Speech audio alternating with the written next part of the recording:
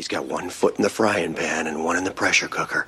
Believe me, as a bowler, I know that right about now, your bladder feels like an overstuffed vacuum cleaner bag, and your butt is kind of like an about-to-explode bratwurst. Hey, you mind? I wasn't talking when you were bowling. Was I talking out loud?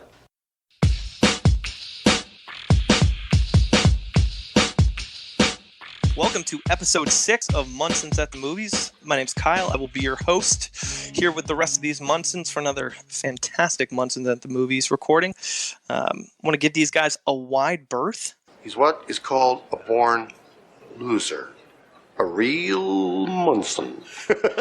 Talk a little bit about what's going on in your worlds right now, boys. James, how about you, man? Isolation's got me missing some stuff. I know it's necessary, but they're just like normal things in life I miss. Probably similar to you guys, like sports or, any other emotion besides crippling anxiety and existential dread or, going to restaurants, just like basic things that, I miss in life. You enjoy being around the lady, but could use a little bit of space is what it sounds like. Literally anything outside of the house would be great.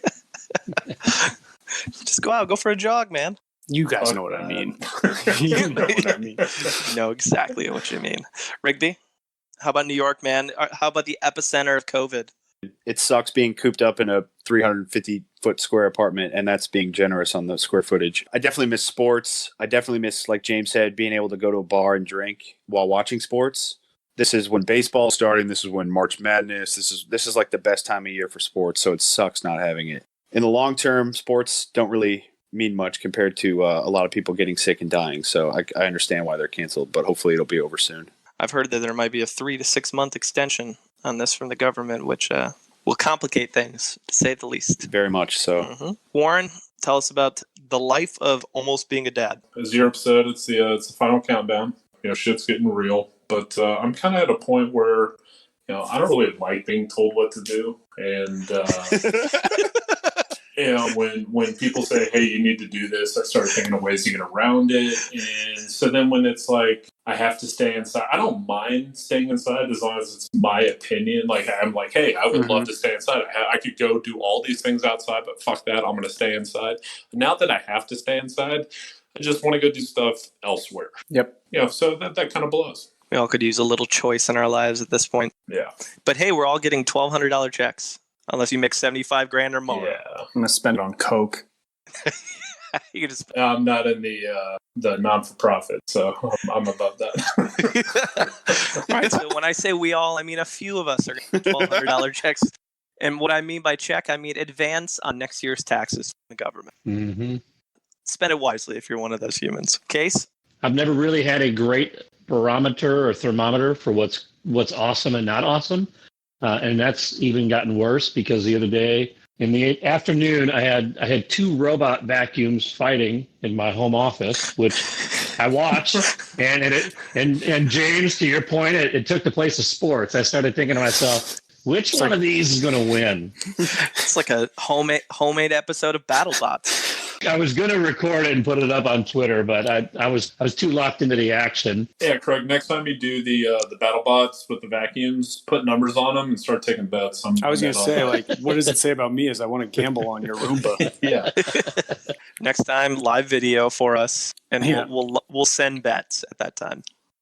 I may clear out the room and just have an empty room and let these 2 things go at it and see which wins. Yeah, if people donate certain money, if you say, hey, I'm going to put $50 on this guy, then you get to add like a trinket or like a weapon to it. Yeah. Yeah, I'm all for that. Electrical tape, a butter knife to it or something. And, yeah, the house collects 10%. Duh. I know you grill, Case, so get one of those large like grilling forks and just put one of those suckers on top. So that's been fun. The other notes, shout out to Rigby and Warren for making an appearance on the CF3 pod, reviewing Commando. How was that experience? That was a lot, man. Those guys know their shit, but it was a lot of fun talking about a shitty movie because that is like right in my wheelhouse. Yeah, me too, especially that one. It's one of those that I told the guys I hadn't seen the whole thing. I'd seen like bits and pieces of it sort of over the years, just kind of strung together, but I hadn't seen the whole thing until like a year ago. I think when I finished watching the whole thing, I realized why I hadn't seen the whole thing. 'Cause it's pretty bad. I mean, there's parts of it that are awesome, and then there's parts of it that are just so ridiculous that you just kind of. That's what you would expect out of art, and that's what I love. Like, it is just like he can barely, like, he was still super new on the scene. Really struggled with English, but whenever he deliberately said something, it was like one word, and it was hilarious. Mm-hmm. In college, I used to play a drinking game to that as like a little pregame, and it was you take a sip of beer every time someone gets murdered, and it starts off, just casual, and then there's like the last half hour of the movie where you're just slamming beers as he's blowing away people like 30 at a time with bazookas. Yeah. There's a count of 102 kills from Arnold. There you go. So yeah, exactly. You're fucking out. You're wasted. Yeah. If you make it to the end of the movie, you're going to be in the hospital by the end. Well, you guys were funny as hell. I listened in. I've actually never seen Commando all the way through. I've seen bits and pieces, but based on what you guys talked about, I don't know if I really want to go see it, but it was entertaining to listen to. You and Steve can talk about it because he didn't see it either. fucking Steve for too much scrolling.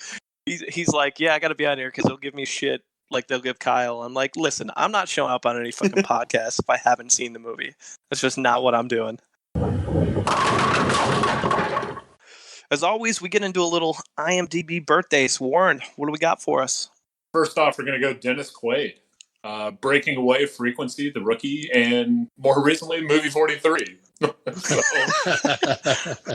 How old is Dennis Quaid? Handsome 60. Dennis Quaid. Yeah, I think he's older than we think he is. I think he's even older than that. I'm going to go, I hope I get this right because I love Breaking Away. That's one of my favorite movies. I'm going to go 67. 58. He is Randy Quaid, 66 years old. So that means Hickman took it. Yeah, Mark, you fucked that one up. 1 year off. Randy Quaid? Would love to know what Randy Quaid's up to these days. I'm good. Breaking Away, there were a lot of Five-Side references in that movie. Little Five. Next up, we got Kristen Stewart. Twilight, recent Charlie's Angels, Adventureland, American Ultra. Bunch of shitty movies. Underwater. How old is Kristen Stewart? 29. 32. 28. 31. 30.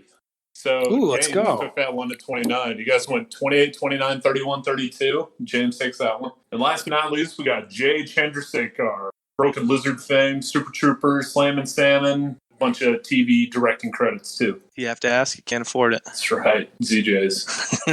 49. 45? Yeah, I was going to say 49 too, so I'll go 48. 42. He is 52 years old. Oh, wow. Wow. Those are the good birthdays for today. Everybody else, happy birthday. We had 5 actors that we were potentially covering on today's episode. Those 5 were Katie Holmes. Yeah, that was a screw up. Julianne Moore.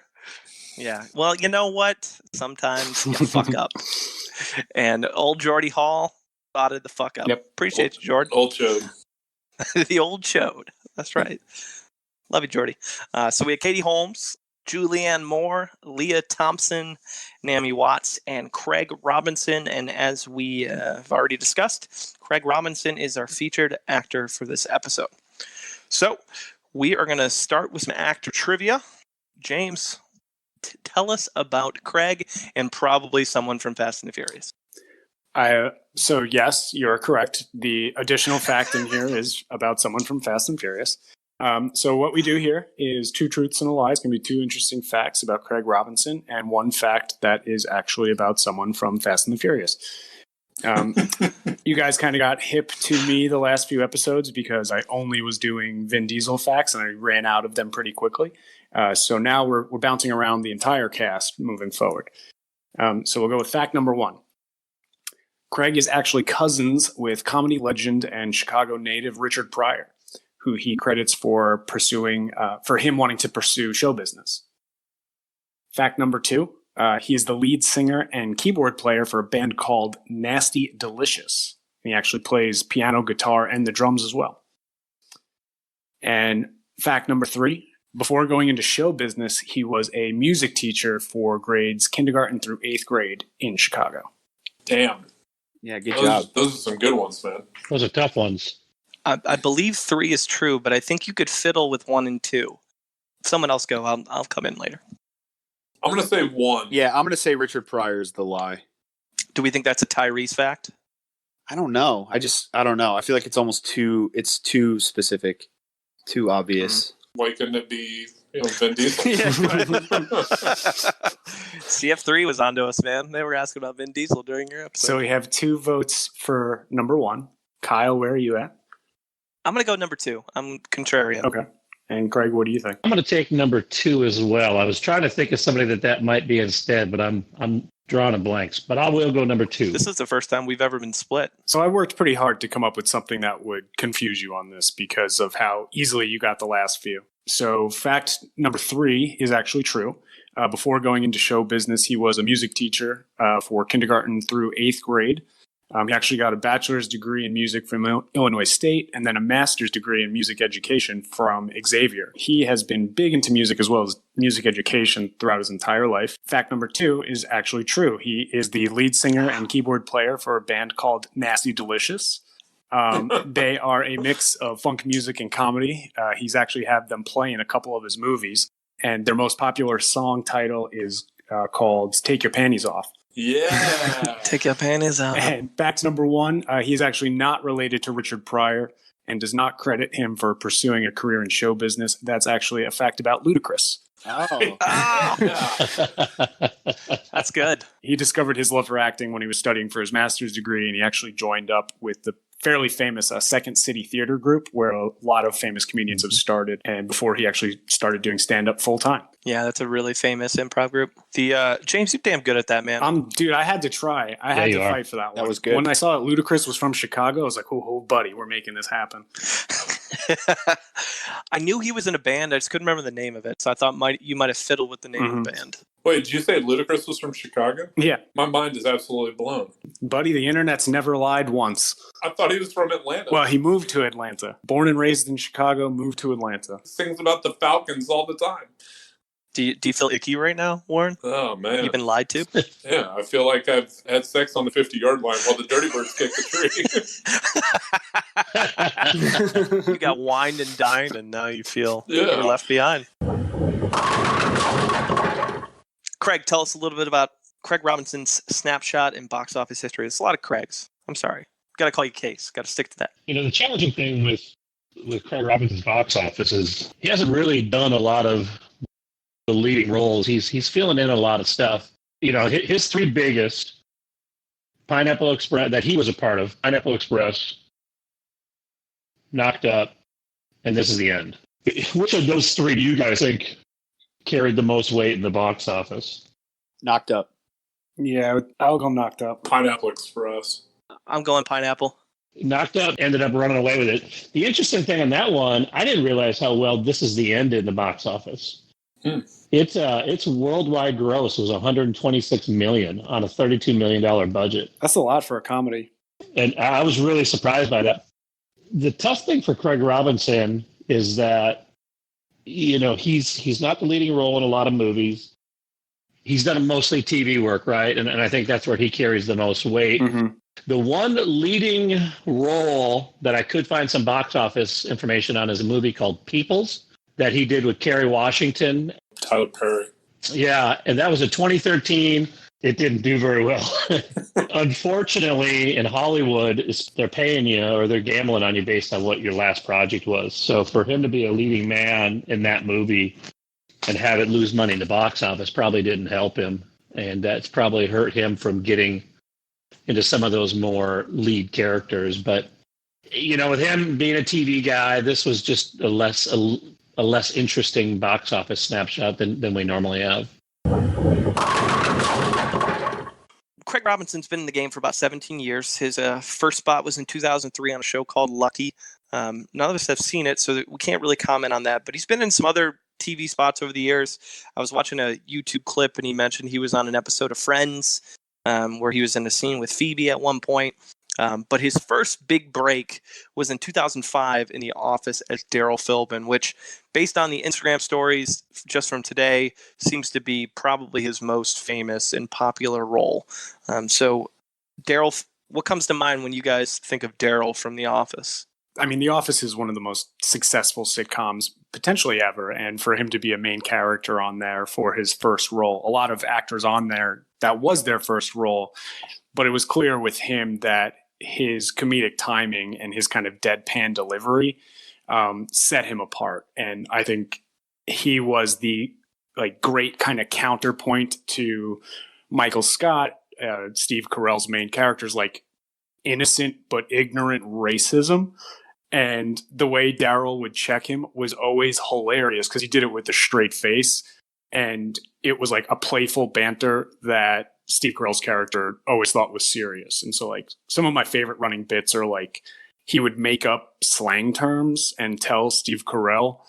And I have some of them written down. One of them was fleece it out, bippity boppity, give me the zoppity, go in Mach 5. And then the one that gets played off through a bunch of different episodes throughout those series is Dink and Flicka, which doesn't mean anything. And he would just use it all the time. He's like, Dink and Flicka, Dink and Flicka.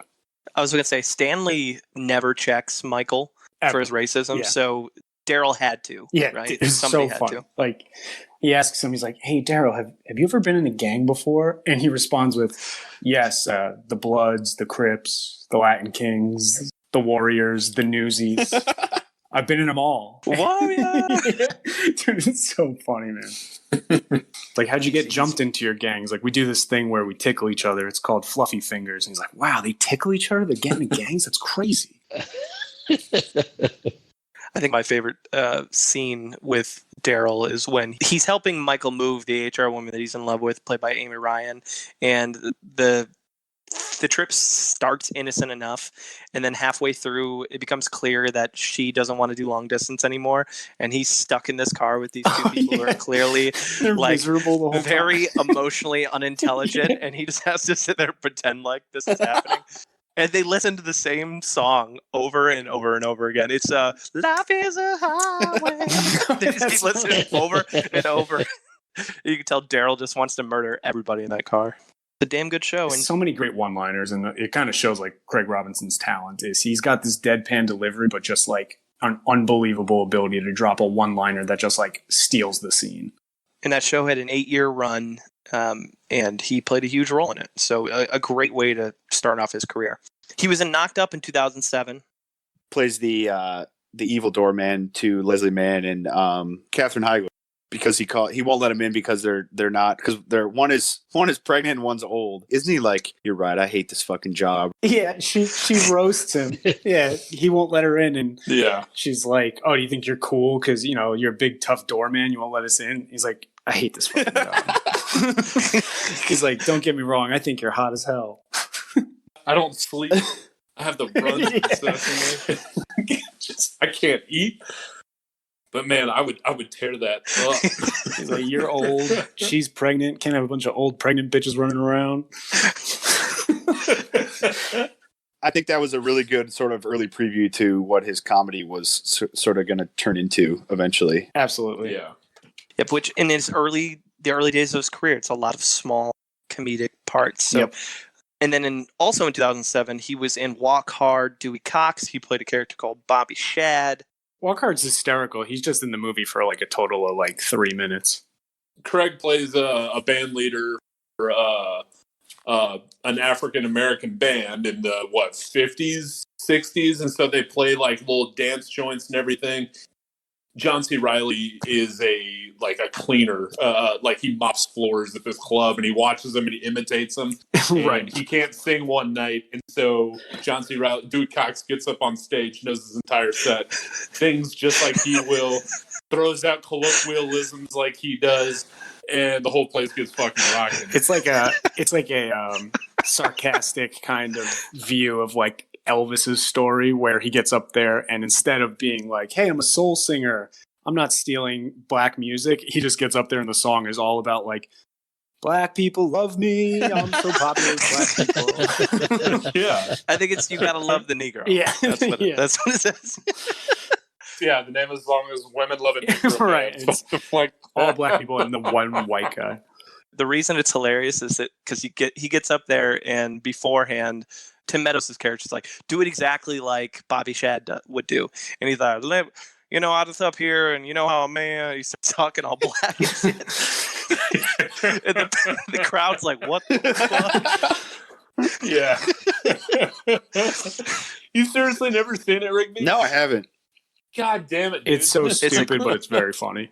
Yeah, it's very quotable. Yeah, when he especially when he gets into like his Bob Dylan days. I mean, that's the fucking best. Rigby, you'd love it. That's on my homework. I haven't seen it. I'm sorry. Well, that brings us to 2008, which brings us his first feature film. So his biggest role in a feature film, because as we talked about, he's been in some other bigger films, but smaller roles. And that film in 2008 was Pineapple Express. And so I had the pleasure this week of rewatching Pineapple Express. Not going to spend a lot of time rehashing the synopsis, because I'm pretty sure almost everybody's seen Pineapple Express at this point, 12 years later. But I will just read to you what the IMDb says as a description, just in case you haven't seen it in a while, if you're in the audience. And that's a process server, played by Seth Rogen, and his marijuana dealer, played by James Franco, end up on the road from hitmen and a corrupt police officer, played by Rosie Perez, after Seth Rogen's character witnesses his dealer's boss, played by Gary Cole, murder a competitor, the Asians, I put that in air quotes, while trying to serve papers on him. They're sold out by their dealer, Red, played by Danny McBride, and they spend most of the movie running away from the hitmen. There's a side story with Dale and his high school girlfriend. He's 25 and he's dating a 17, 18-year-old, played by Amber Heard, and her parents who want to kill him. The whole movie ends in a massive shootout at Ted's weed facility. The Asians ambush them during a shipment. Red saves the day despite initially disappearing, and the movie gets extremely gory at the end. Craig Robinson plays one of those hitmen named Matheson. He and Budlowski, which are the weirdest fucking names. So Budlowski is played by Kevin Corrigan, who just wants to get home to his wife the entire movie, right? Just wants to give up this life. I'm hungry. I want to go home. Dude, I love Pineapple Express. That is a great movie. It's so fucking good. The dude's got a bullet in his side and his leg, and he's like, yeah, I'm just going to go home for dinner. Like, nothing happened, right? Like, I'm just going to wrap it up. Dude, it's going to be late, asshole. All Craig Robinson scenes are like so subtly hysterical. Like when when he's got Danny McBride a gun to him, he's like, "Tell me where they went," and he's like, "Dude, I told you everything. I said they went in the backyard. Like I told you they did this. They tied me up." He's like, he's not telling us anything. He's like, "What, you want me to read the fucking horoscope? Like, what more information do you need?" He's like, I told you everything. He's got him tied up, and he's like, "Tell us where they are." And he's like, "Oh, Matheson, I see you're wearing British Knights. I ain't seen anybody wearing those since 1984. Yeah. God, right in the belly. Fucking, I don't know. Robinson's role is like this simultaneous goofball and a ruthless killer. Like Kevin Corrigan seems like he has some humanity until the end when it kind of the roles flip. There's that iconic GIF that you guys used of him being like, "I'm so excited to go in," right? But then he's on the phone with Ted, and just like Ted's like, "Just kill him," and he just turns over and just shoots him straight in the gut. Like he just doesn't care. He gets his face fucked up with the cotton. And the quote is, "I look like Hamburger, an elephant man." I think the highlight of his scenes in the film is right at the end when he's got the gun to Franco, to Saul's character, and is about to shoot him, and then Red comes in, and that scream he does right before he gets just demolished by the car. Like, it just kills me every time. So there's certainly no grandeur insight about his role. It's a comedic role. He's a hitman, and he adds a comedic twist to what is normally a pretty serious role. That is my review. He got smashed by a David Mulatto's and then gets his foot blown off by a shotgun. I love when James Franco and Seth Rogen are tied up in the room and they're telling each other the escape plan, and Robinson just walks in. He's like, "I can hear you guys from in the hallway." He's like, "Shut the fuck up." He's like, and they stop talking. He's like, "You're gonna use your belt to?" "Yeah, I heard the whole thing." He's like, "Shut up. We can hear you outside." He's good. He's tons and tons of quotable one-liners from Craig Robinson, which is a theme in a lot of his movies. 2008, he's also in Zack and Miri Make a Porno. He plays a producer who just wants to see some titties. Delaney is he's about to be Oprah rich after he settles a claim with the U.S. Post Service, which he eventually gets that monies. But 2009, we have the goods. Live hard, sell hard. He's, to me, is the funniest part of the movie. He plays a character named DJ Request, who's first starts out as a DJ at a strip club that Jeremy Piven and his colleagues go to, and they discover him, and they invite him to attend their 4th of July car sale at their car dealership. And the running gag of the movie is that DJ Request hates to be told, even though his name is Request, he hates to be told when he gets requested songs. It's such a simple but hysterical gag. It truly is. And it works really well. It literally goes all the way until the end of the movie. The gag does. I love how he like self-reflects every time. He's like, "Don't give them power over you." Like, he's so polite. He's like, "Hey, what do you guys want to hear?" And they say something. He's like, "Great choice." And then to himself, he's like, "Don't do it. They'll never respect you." At the very beginning of the strip club, they're like, he's like, "Hey, put your orders in. The chef, the cooking staff's about to run out to go shoot a porno. Are you disgusted? I am." One scene that I laughed at was something good happens on the lot. I can't remember. And they're like, play some like energetic, happy, celebratory music. And it's like dead puppies, dead puppies. Yeah. Like, think of the dead dogs. Yeah.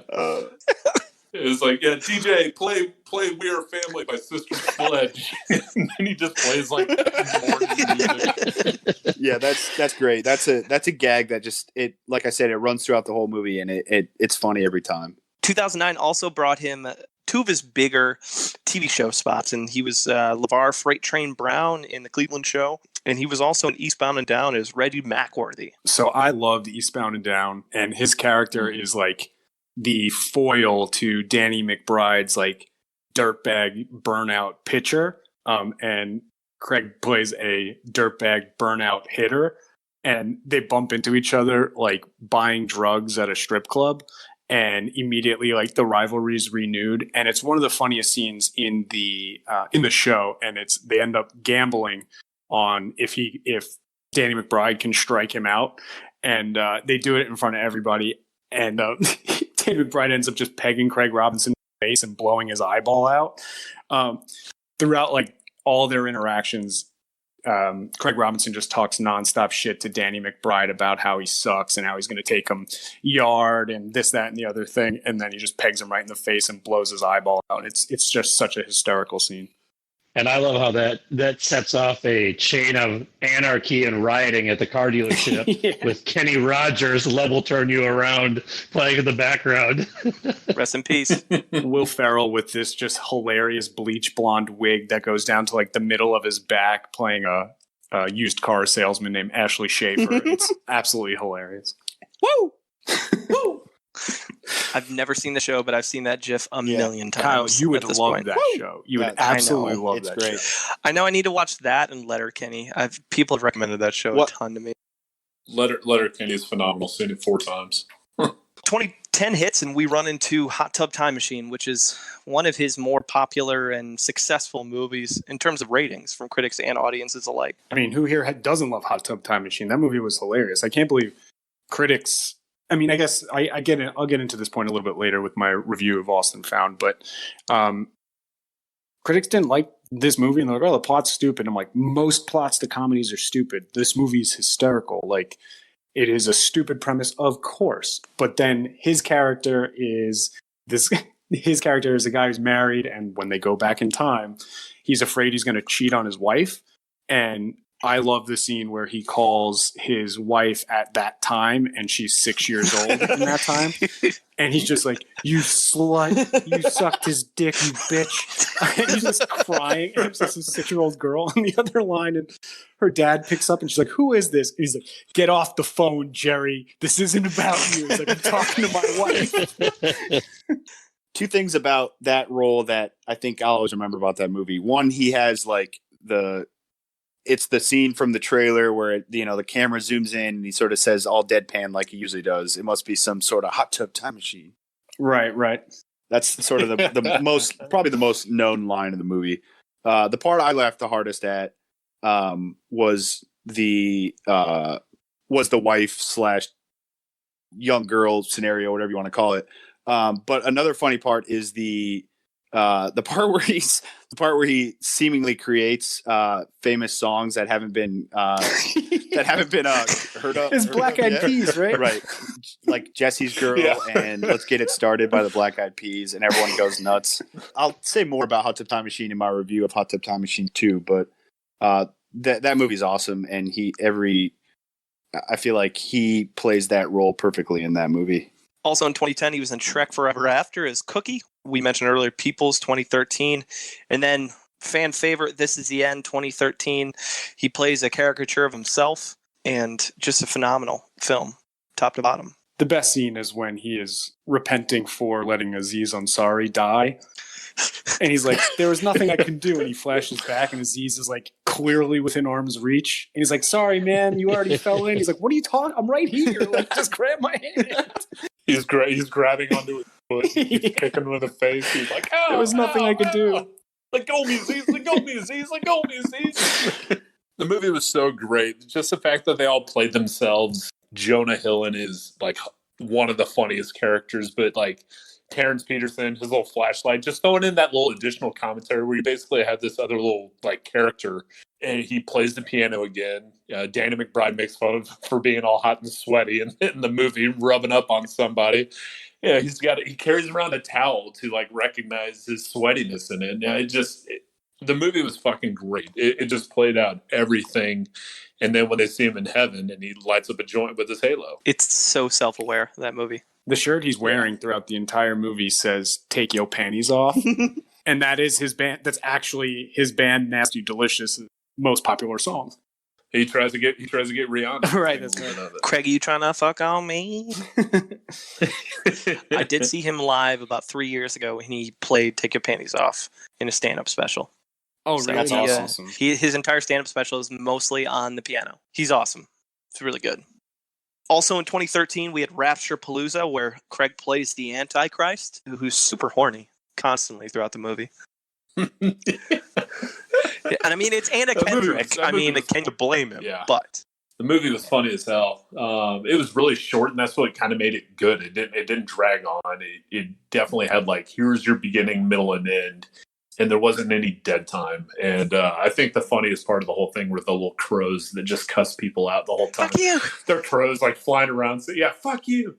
Eat my ass. Toss my toss. Just shit like that. So a murder of crows yelling obscenities is pretty fucking. That fucking movie. It's a pretty entertaining movie. And he plays the piano in that one as well. Like I think he has a clause in his contract with all these where he's required to play a piano at least once. Like John Travolta is required to dance, or Vin Diesel's required to take his shirt off, or something like that. I don't know. Tom Cruise needs to sprint places. Yeah. There will be a Corona on set, and it will be label facing out. So don't you fucking. Yeah. Speaking of TV shows, also in 2013, he started on Brooklyn Nine-Nine. He's Doug Judy. So if you've ever seen Andy Samberg and like the Lonely Island guys and their kind of dumb situational humor, that is what Brooklyn Nine-Nine is. It's a very funny show. It is all about police officers, and it's all dumb situational comedy with police officers. And Craig Robinson's character is like, quote unquote, the nemesis of Andy Samberg's character. And Craig Robinson plays a criminal. Only every time him and Andy Samberg like bump into each other, they end up becoming like really good friends and hanging out. And like the police chief needs to remind Andy Samberg, he's like, he's a criminal, right? He's like, yeah, oh yeah, right, my bad. He's like, so he's not allowed to you play with your gun like he's currently playing with, and he's not allowed to wear your badge like he's currently doing. And it just I think he's in like an episode or two a season, but it's just like it's a great recurring character. For 2014, he was in the movie Get On Up. He played a more dramatic role as the saxophonist for James Brown's band. Which brings us to 2015. We run into the lowest critic score.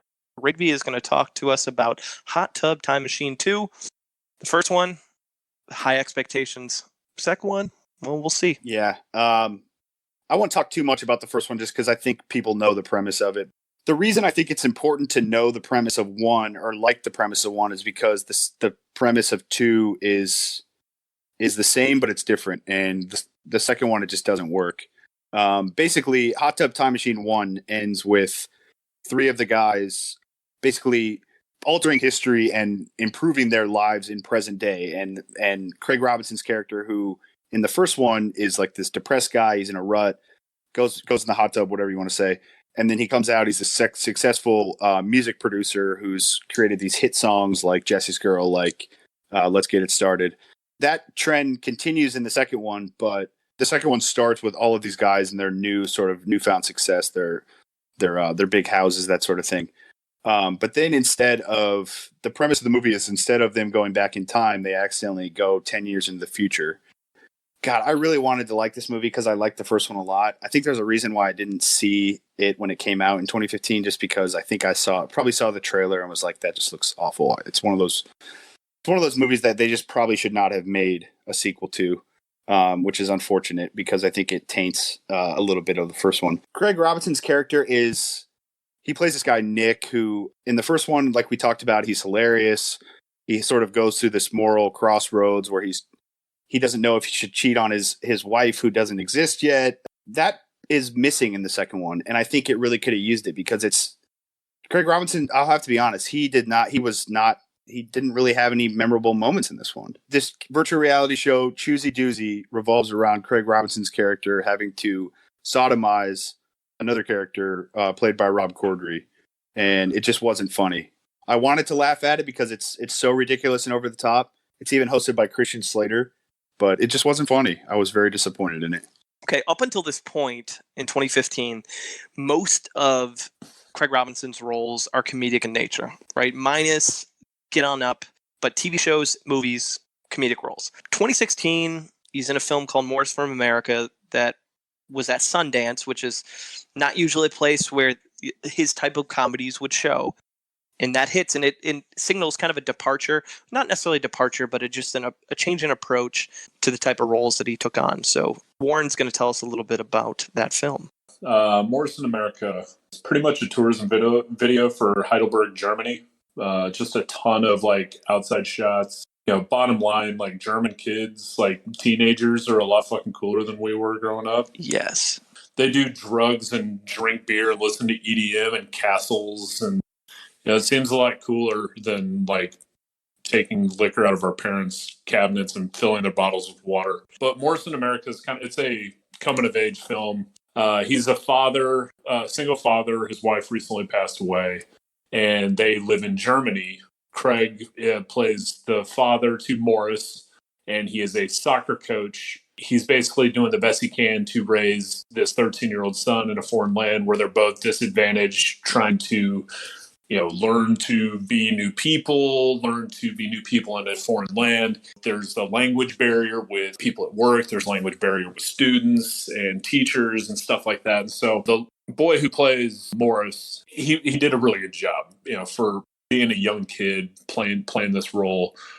He did a good job, but Craig was, and you could tell far and away, like the most successful actor in the movie, and he's the only really part to me that was like kind of comedic, and so it was really hard to call it a comedy to begin with. But he speaks to his son like he's a grown-up, definitely trying to do the best he can without a motherly figure around to kind of like keep him in check.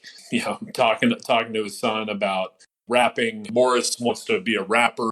They're from the Bronx, and he's like, I want to be like Jay-Z, I want to do all this stuff. And he reads this like flow that he has in a journal, and it's talking about banging bitches 2 at a time, cost $10.99 and all this stuff. Craig is like, you bang 2 bitches at the same time? He's like, no. And he's like, cool, why are you going to rap about it? Like, how do you know what that's about? You should talk about doing your homework and shit like that. So he comes about things really sincerely, but just in a funny way that I imagine he would do in real life.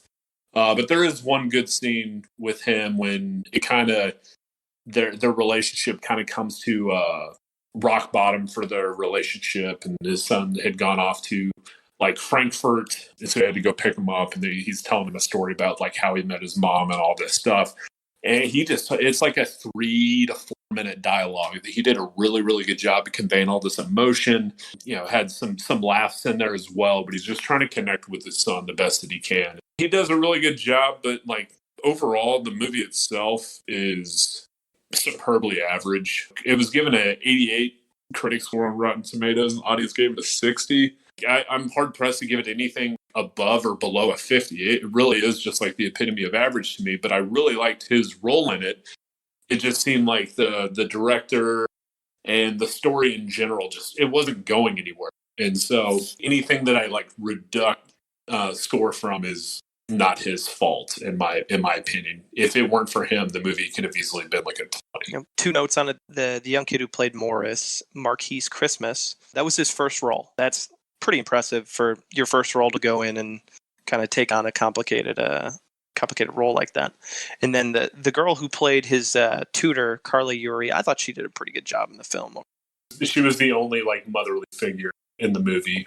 For Morris of America, I'd never seen the movie, but I was doing research for this episode here, and I saw an interview that was really funny about it, where they asked him like, "Oh, so you had to learn German for the movie?" And he's like, "Yeah." He's like, "Can you speak some German for us right now?" And then he says a sentence in German, and the interviewer's like, "Oh, what does that mean?" He goes, "That translates to my wife is dead and my fingers are too fat to take the wedding ring off." And like it just stuns the reporter right there. He's like, "Okay, thank you." And by the way, that was largest critic gap. Next year, 2017, we run into largest audience gap. This is one where the audiences tend to like a little bit more than the critics. And in this case, the movie is called Austin Found. And James is going to talk to us about that. For audience gap, to summarize what Warren so eloquently summarized a few episodes ago, is it means that the critics disliked this movie, but your average Munson enjoyed it. And this one is actually a fairly large gap. It's actually 50-point difference, which is huge. So the critics have it at 23%, and the audience have it at 73% liked it, which is one of the largest gaps I've seen while we've been doing this so far. Quick plot synopsis. Linda Cardellini plays a woman who's fed up with her kind of boring lifestyle, and she actually hatches a scheme to fake her daughter's kidnapping, kind of similar to the Fargo plot, in order to make her family like instant celebrities. Lo and behold, things kind of fall apart and they don't go as they seem when her ex-boyfriend, who's played by Skeet Ulrich, and his ex-con buddy, who's played by Craig Robinson, screw things up throughout the entire fake kidnapping. I was excited to watch this movie because in my experience, I've never actually been able to trust critics' reviews when it comes to comedies. Like, here's some of the scores of like some of the favorite comedies I've ever had. So it's Step Brothers, 55%. Billy Madison, 40%. Half Baked, 29%. The one that's the most egregious that I could find was Grandma's Boy, which has a 16% critic score and an 89% audience score. Wow. So like, Yeah, it's miserably low. right, exactly. So like when it comes to comedies, like I just assume critics like to pretend they're only able to laugh at like the most highbrow humor where one can only respond like, ha ha ha, what a poignant observation about societal norms. Terrific. And like deep inhale a fart or something like Two comedies with really good critic scores are This Is the End and Tropic Thunder. there was probably 10 different comedies that were hysterical in that time frame where they were like, oh, those were awful. Like, how do you guys choose which one? It's just because they're like those were self-aware, and so that's why. It's So I fun. ended up actually looking at Rotten Tomatoes' top 150 comedies of all time, and I went to their top 10. And in their top 10 comedies of all time, based on critics' reviews, 3 of them are from before World War II even started. Yeah, you get what I'm saying. Like, the average Munson, I am confident, would vehemently disagree that those are funny movies. No questions asked. So I say all that to say this is, I didn't like the movie and I side with the critics. It's a great cast that's wasted on a film that doesn't know if it wants to be a comedy, a drama, or a dark comedy, and instead just ends up kind of being meh. Craig Robinson kind of shocked me with the character he played, and he actually shows more range than he normally does compared to his comedic roles. He plays a softer, more emotional character than we're all used to seeing him, and he shows actually really good chemistry in the scenes that he shares with 13-year-old Ursula Parker, who's the kidnapped young girl, who he has like an emotional connection with. I like that he stepped outside his comfort zone for this role, but ultimately it is a completely skippable film, so I am siding with the critics. Yeah, he essentially plays a kidnapper who it makes you think differently about Stockholm Syndrome, because he's supposed to keep his mask on the whole damn time. Probably 2 days into getting to know this little girl, he takes it off and just doesn't give a shit. Yeah. And it's very clear that's a bad idea when you're trying to fake a kidnapping, but he truly cares for the girl and is like, I'm going to be your friend after this, no matter what. Yeah, like there's a couple good one-liners that he throws in there that you can tell is like his actual personality coming through. Like when they kidnap her, he's like, how am I supposed to take care of a kid? I don't know how to change diapers. And Skeet Ulrich is like, she's 13. Like, what are you talking about? But like, other than like one or two good lines here, it was a completely forgettable film. Just so you guys know, the last line of the movie is the little girl saying, "My mom kidnapped me."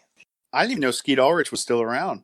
I didn't either. Do you think he was dead? He's not bad. I haven't seen anything in so long. He's like completely unhinged in this movie, and he's just Cardellini is like teased her ex-boyfriend into the idea that he might get to bang her if he goes through with this plot. And when he realizes that she's not leaving her husband, he just like starts losing his mind.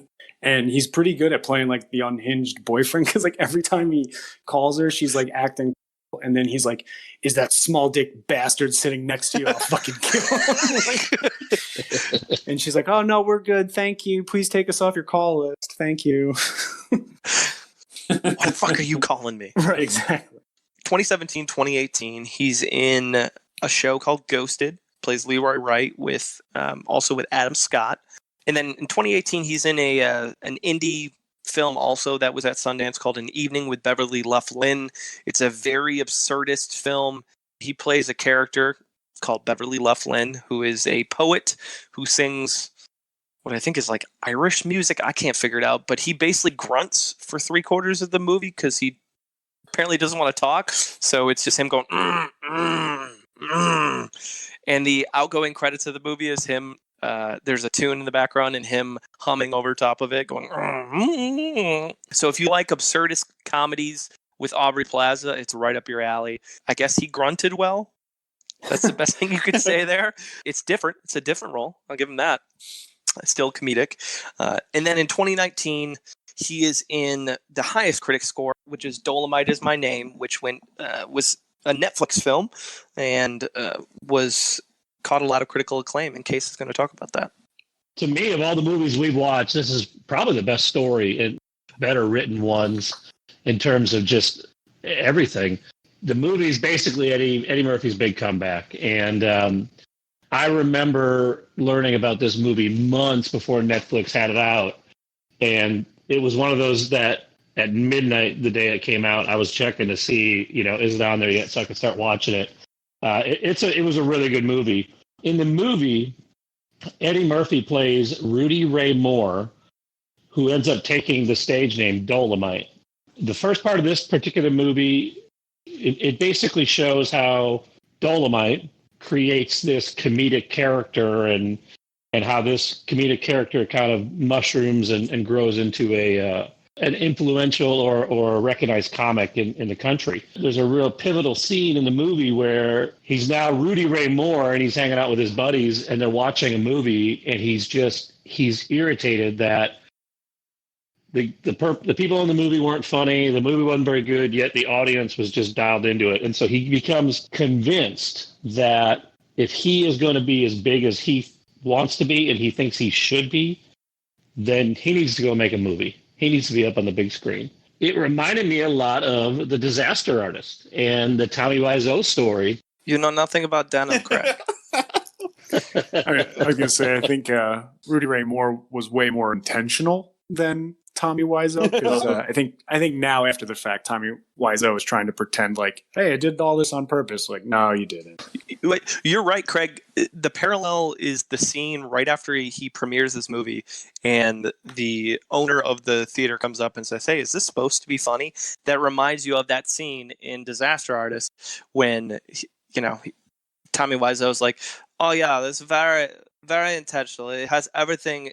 This movie had everything. Like, you're lying. You're lying through your fucking teeth, right? Whereas Rudy Ray Moore, yeah, he was setting to make a comedy with lots of explosions and naked women, right? That was his intention. He didn't put out a billboard and didn't put his movie in the theater for 2 weeks to try to get Oscar potential, right? That wasn't his goal. The movie's directed by Corey Brewer, who did Hustle and Flow. He did the Footloose remake. And, I don't know if it happened before or after this collaboration, but he's also going to be directing Eddie Murphy's sequel to Coming to America. Oh, really? Yeah, and the interesting thing on this for me, there's a pretty big spotlight on Eddie Murphy this whole movie. It's an Eddie Murphy movie. I mean, I grew up watching Eddie Murphy, and watching this story unfold, I was also realizing the massive impact that this man, Rudy Ray Moore, or Dolomite, probably more accurately, had on Eddie Murphy's comedic development. At the end of the movie, it's dedicated to Charlie Murphy.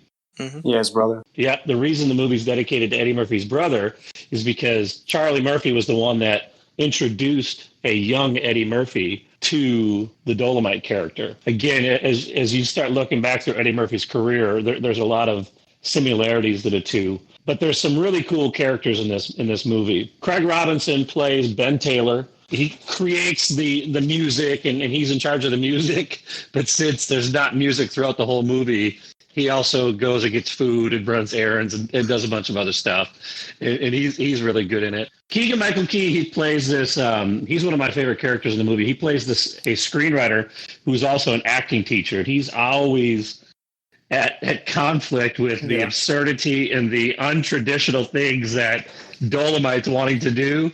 And he's just great. They're writing a script, and Dolomite just keeps throwing more stuff in. And Jerry's excited, and he keeps writing, and then you can just see him melting away like, what am I doing? The sex scene is the best, where he writes this like very passionate and like sensual sex scene, and then when it's on screen and like they have like, lean on it, the roof falls on them, and like the pictures are all shaking off the walls. Dude, the best character in that movie though is Wesley Snipes' I was just going to character. say that. The return of Wesley 100%. Snipes. Oh, Durville Martin. Oh my God. His facial expressions alone are phenomenal. He's the veteran actor turned director, and it was fun. And there's just so many good characters in that movie. And again, I think that's why this one's one of Eddie Murphy's best of all time, because the spotlight doesn't get so narrow on him. You know, you've also got Titus Burgess, who plays Tony. You got Mike Epps, who plays a great comedian friend and advocate in Jimmy. Divine Joy Randolph, I thought her character was great. She played the female comedic role in all of his productions. And you get cameos by Snoop Dogg and Chris Rock. And it's just hard to go wrong with that, right? Craig Robinson's character, like I said, like all of those other main characters I talked about, he's right on the edge of that spotlight. He's a part of it. He moves it forward, and it plays to his strengths. So it was an easy one for him to do well in. Yes, he did. All right. 2020, he was part of two other productions. Timmy Failure, Mistakes Were Made, which is streaming on Disney Plus right now. Plays the counselor for Timmy Failure. Has, much like Warren talked about with the scene in Morris from America, where he has that 3-minute dialogue with his son and is trying to help him understand, like, what is it like to become a man. He has a very similar type of conversation with Timmy Failure's character towards the end of the movie, where they're sitting against the fence in the schoolyard, and he's trying to help Timmy understand that it's cool to be weird, and it's cool to be unique and different, and normal is boring. And that whole film is about how being unique is cool and normal is, safe. So he plays a really pivotal role in that in a dramatic sense. And then he was also a voice actor in the box office smash that was Doolittle. Clearly being sarcastic. Doolittle is a travesty. I've never seen it. Have any of you seen Doolittle? Nope. I hope but not. I did read. No, I refer back to if everyone says a movie sucks, then I'm not going to see it. That's a golden rule of mine. Rigby, it sounds like you pulled a top 10 list for us. I did. I believe it's the first one that we're using that also includes TV shows. Usually you found ones that Nice.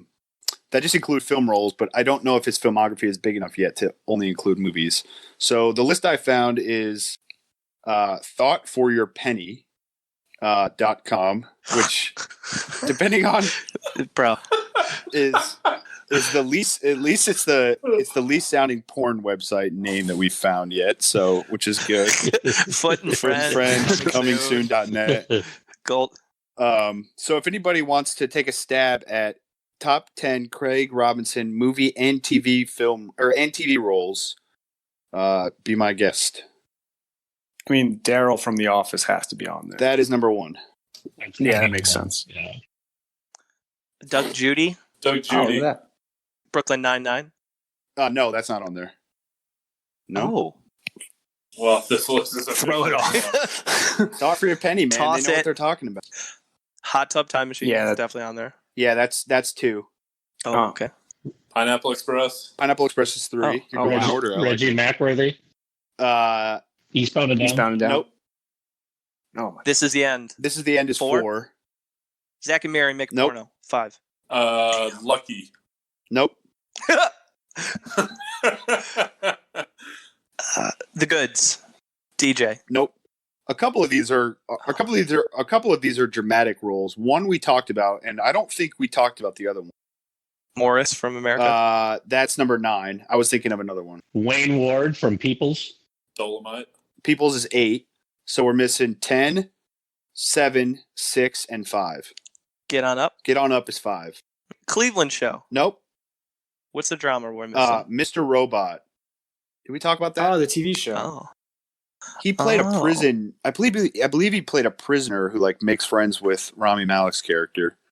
I watched that show, bits and pieces of it. I don't really remember it, but I think he played. I want to say he played like he was either a prisoner or a prison security guard. Something to do with prison. But What sucks about that show is that it was suggested to me by someone I truly don't value the opinion of.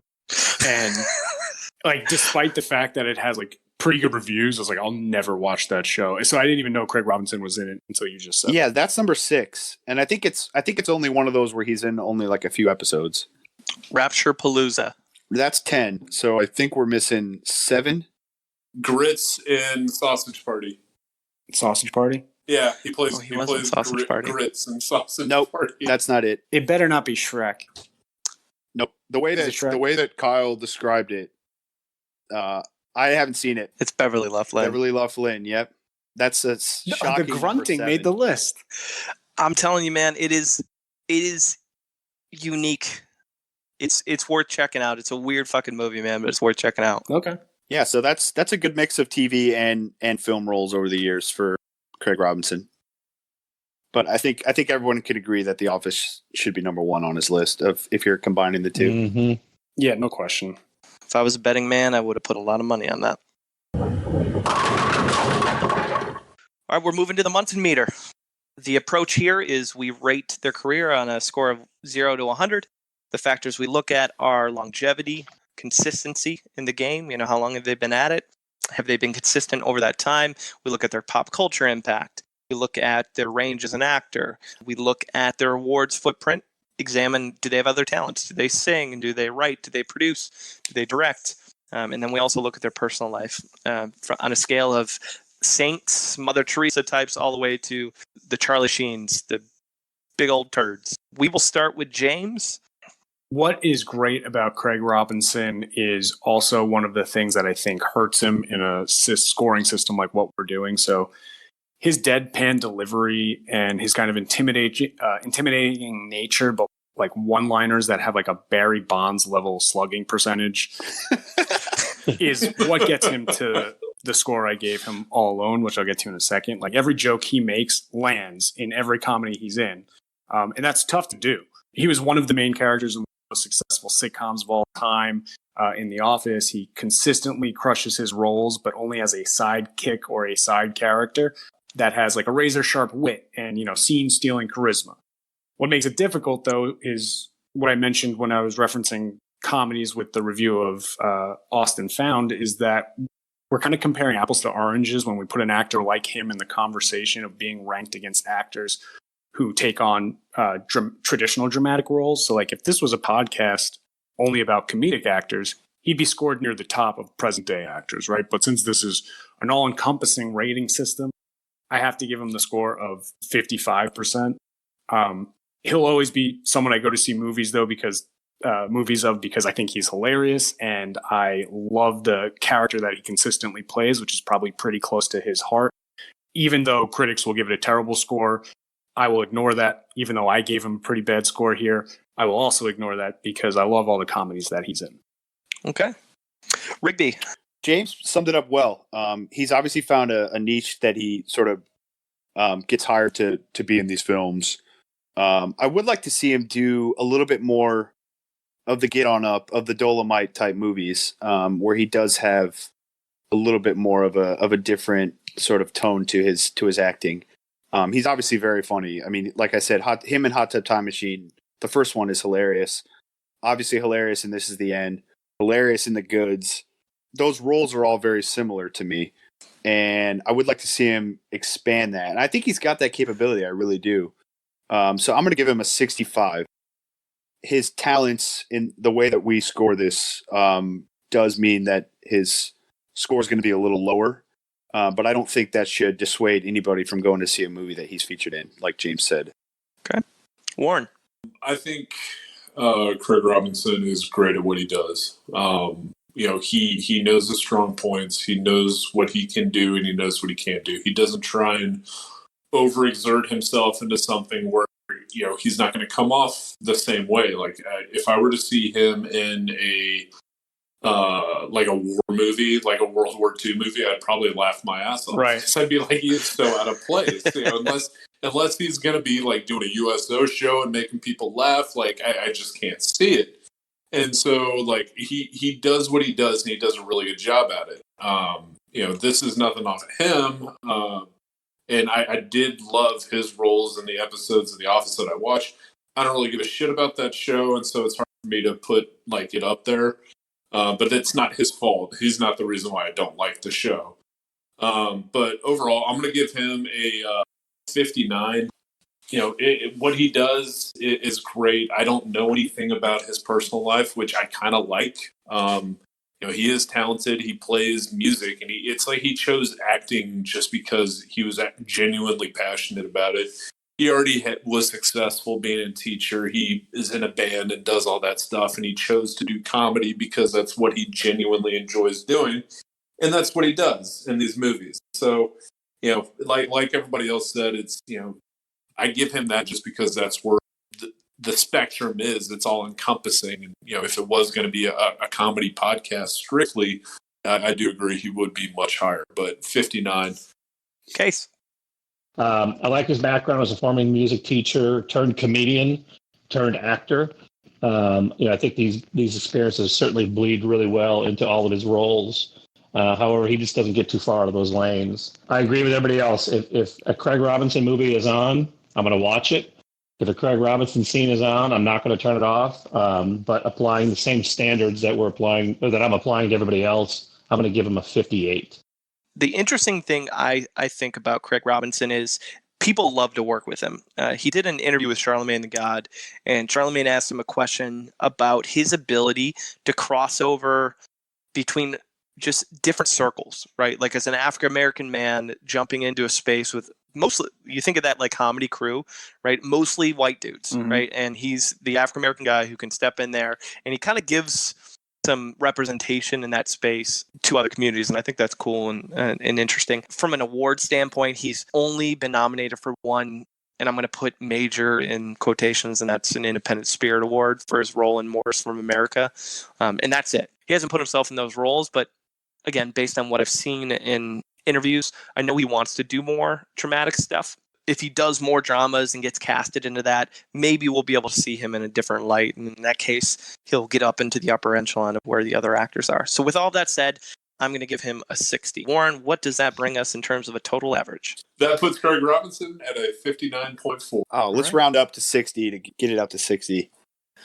Dude, this is America. We don't round. What kind of participation trophy shit is that? We didn't round anyone else. I know, you're right. So Yep. No one else. Right. No one else has been rounded. Nope. That sounds right. Well, he's got a couple films coming down the pike here. Warren, tell us a little bit about those. He's got 2 movies on his IMDb they're in post-production, so we'll see what year they actually come out. One of them is The Ark and the Aardvark. I don't know if this is like a VeggieTales story, but it's a bunch of animals, and they're trying to get on Noah's Ark. It's got an interesting cast. It's got like Jenny Slate, Aubrey Plaza, Stephen Merchant. So maybe they do a sausage party in Noah's Ark. Then the next one is Mona Lisa and the Blood Moon.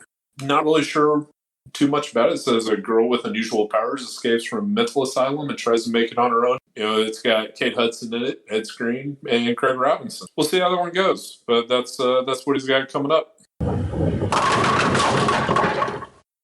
All right, we've got 5 actors up for consideration on the next episode. Again, the wheel will decide. The wheel decides. The wheel decides.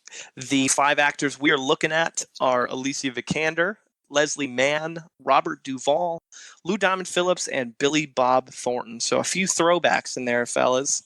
I'm excited for potentially Robert Duvall. I mean, we're talking a 80-year-old actor who's been in the game since he was like in his 20s. So we have quite a filmography to choose from. One of them being The Godfather, the other being Apocalypse Now. It'd be awesome to review.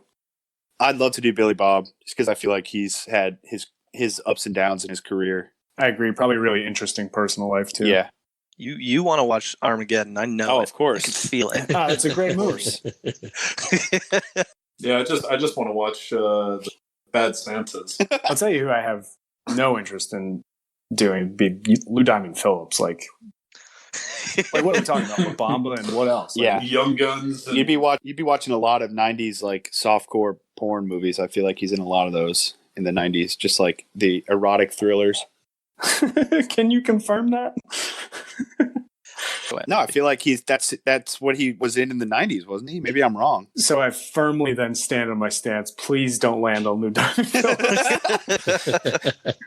I think if we were to take Benjamin Bratt and age him 20 years, you get Lou Diamond. Dude, Benjamin Bratt was hot for a minute there. He had the Law and Order. I think he married Angie Harmon. I mean, so Miss Congeniality. But yeah, all that. even that, like we've named 2 Dr. things, Strange. and that's more than I can name with Lou Diamond Phillips. So like if we did a podcast on him, I feel like we would spend a full hour discussing La Bamba, which in total is like an hour and a half. Like we have an 80% chance of me being happy with the outcome here. Stand and Deliver is a good movie. Have you guys ever seen that with him? Yeah. No. Oh, that's a really good movie. No. It would be a lot of new stuff to check out for sure. Yeah. Normally I would say Leslie Mann, but since we just did a comedic actor and Craig Robinson, I kind of want to change a pace. Yeah, I agree. So to go back to a dramatic, because I love her work, I think she's hilarious, but I think it would be a lot of Craig Robinson crossover, and so I'd be looking to do something different. Yep. Next episode is going to land on April 23rd. We will spin the wheel on the 16th. To decide the actor. We will have a guest on our next episode, so we're journeying into uncharted waters. We will have our first guest, and that guest is Dane Michael from over at the CF3 podcast. Good dude. He's been helping us out, helping Craig out on the editing side, and has invited us, 3 of us, over to do their podcast. And so Dane is he's an Oscarologist in a lot of ways. So while he is a big cult film guy, he also watches a lot of the Oscar-nominated types of films, and so he brings a good amount of knowledge when it comes to filmography. So we'd be excited to have a 6 months in with us. Yeah, it sounds like he'd love to review some Lou Diamond Phillips. Torture. That's what we call that. Absolute torture. He'll never come back. So keep an eye out. We'll be bringing on some additional guests for future episodes, some other Munsons to participate in the process. It's going to be a lot of fun. You can, as always, catch us on Twitter at Munsons at Movies.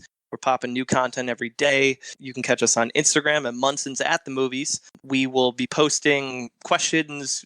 Respond to us. We'll repost. We love seeing the interactions. You can always email us at munsons@movies@gmail.com. Any final thoughts from the Munsons? Make sure you fleece it out. You know, you give it Mach 5 and you bippity boppity, give me the zoppity, and until next time. I don't think we could top that. That's ideal. Munsons out.